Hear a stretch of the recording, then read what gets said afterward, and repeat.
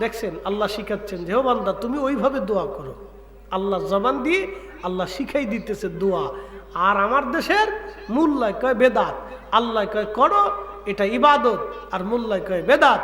মোল্লার ফতোয়া লাথি মারতে হবে, আল্লাহরটা মেনে নিতে হবে, রসুলেরটা মেনে নিতে হবে। কথা বলেন ঠিক কিনা? সাদাকাল্লাহুল মাওলানাল আযীম, আল্লাহ সত্যবাদী। ওয়া সাদাকা রাসূলুহুন নবিয়্যুল হাবিবুল কারীম, আমার রাসূল সত্যবাদী। আল্লাহ সত্য বলেছে এবং তার রাসূল সত্য বলেছে, ঠিক কিনা? নাফরমান দেশে ভরে গেছে আজকে। এই নাফরমানদের কারণে আমাদের ছেলে পেলে বেয়াদব হচ্ছে আজকে। কথা কর না কেন? আমরা রাকাবির আউলিয়া کرام মুসলমানদেরকে আদব শিখাইতো, আর এরা বাচ্চাদেরকে বেয়াদবি শিখাচ্ছে। দিন দিন ছেলেরা বেয়াদব তৈরি হচ্ছে।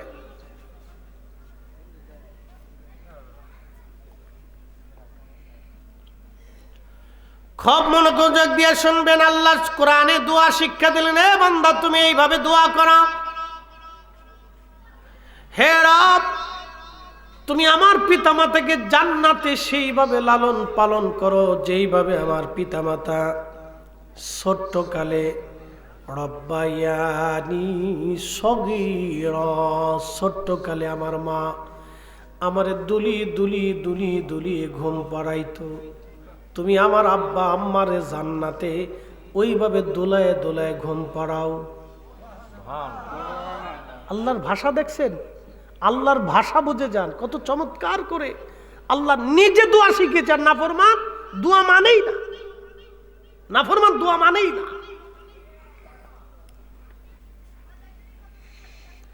বেদাত বেদাত বলতে বলতে নিজে যে কখন বেদাতি হয়ে গেছে নিজেও জানে না। নিজে বেদাতি হয়ে গেছে, নিজেও বুঝে না যে আমি নিজে বেদাতি হয়ে গেছি। এই জন্য দোয়া করবেন, দোয়া ভুলবেন না। তিনটা দরজা খোলা। ওই মা, আমার বাবা মা দাদা দাদি অনেকে কবরে চলে গেছে, আমরা তাদের কাছে চিরদিনের জন্য ঋণী হয়ে বসে আছি।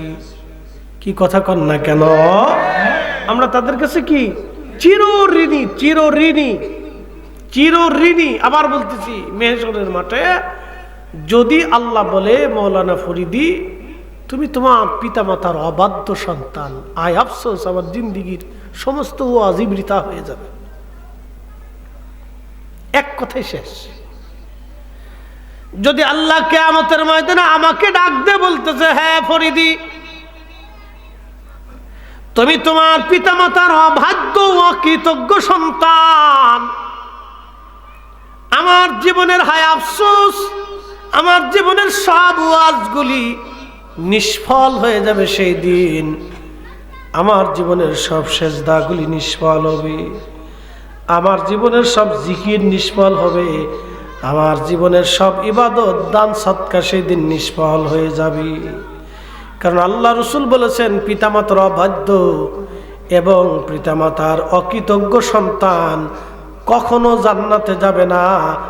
বাবা মা ক্ষমা না করা পর্যন্ত তাদের জান্নাত হবে না। বর্তমান মদিনার একজন ইমাম আছে, তার নাম শায়েখ আব্দুর রহমান হুজাইফি রাহিমাহু, শায়েখ আব্দুর রহমান হুজাইফি মাদ্দাজিল্লাহুল আলী। 40 বছর ধরে মদিনায় আমার রসুলের মসজিদের তিনি ইমাম। মারহাবা বলা যাবে না?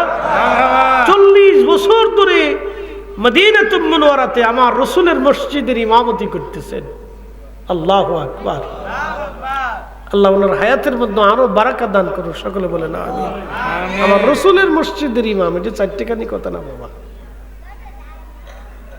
এটা চারটেখানি কথা না যে শায়েখ আব্দুর রহমান হুজাইফি মাদ্দাজিল্লাহুল আলী তিনি 40 বছর ধরে আমার রসুলের মসজিদের ইমাম। 40 বছর ধরে মসজিদে নববীতে তিনি নামাজ পড়ান, খুতবা দেন। কিয়ামতের ময়দানে যদি আল্লাহ জিজ্ঞেস করে, হুজাইফি আহা তুমি তোমার পিতা মাতার অবাধ্য সন্তান, 40 বছরের জীবনের সব নামাজ শেষ হয়ে যাবে। কি কথা কন না কেন? ঠিক কিনা? এই জন্য আল্লাহ বলেন আনিশকুরলি কোরআনে আমার রব বলতেছে আনিশকুরলি, তুমি আমার শুকর আদায় করবে, ওয়ালি ওয়ালিদাইক, তোমার পিতা মাতার প্রতি তুমি কৃতজ্ঞ হবে, তুমি তোমার পিতা মাতার প্রতি শুকর আদায় করবে, তুমি তোমার পিতা মাতার অবাধ্য হবে না, তুমি তোমার পিতা মাতার বাধ্য হবে। ওগো মা, তুমি এ ধরনের শ্রেষ্ঠ নিয়ামত,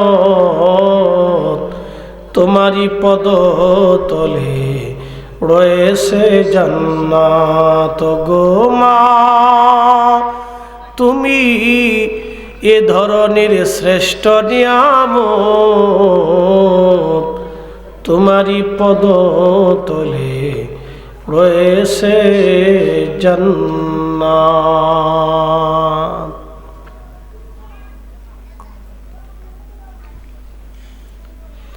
আমাদের অনেক মা কবরে,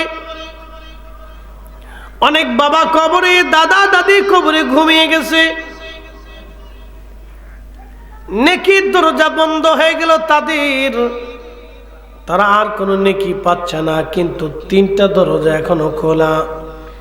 1 নম্বর সদকায়ে জারিয়া, 2 নম্বর ইলমের খেদমত, 3 নম্বর নেক সন্তানের দোয়া, আও ওয়ালাদিন সলিহিন ইয়াদউ লাহু।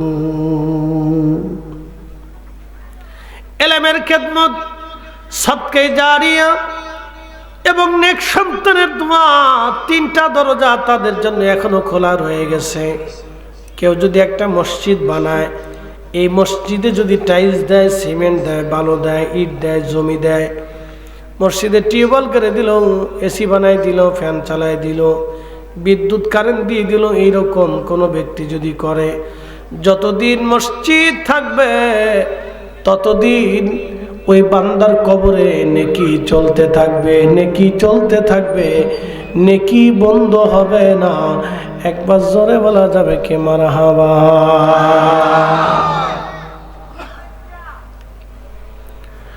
দুই নম্বর ইলমের খেদমত।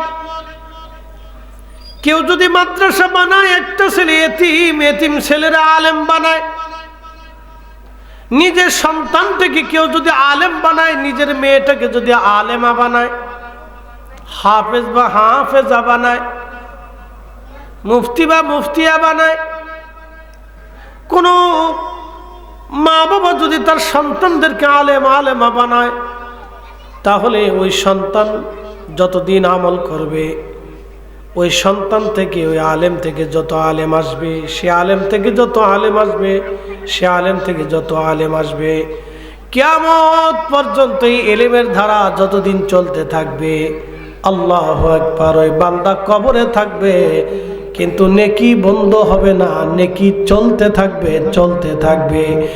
একসাথে জোরে বলা যাবে কি সুবহানাল্লাহ।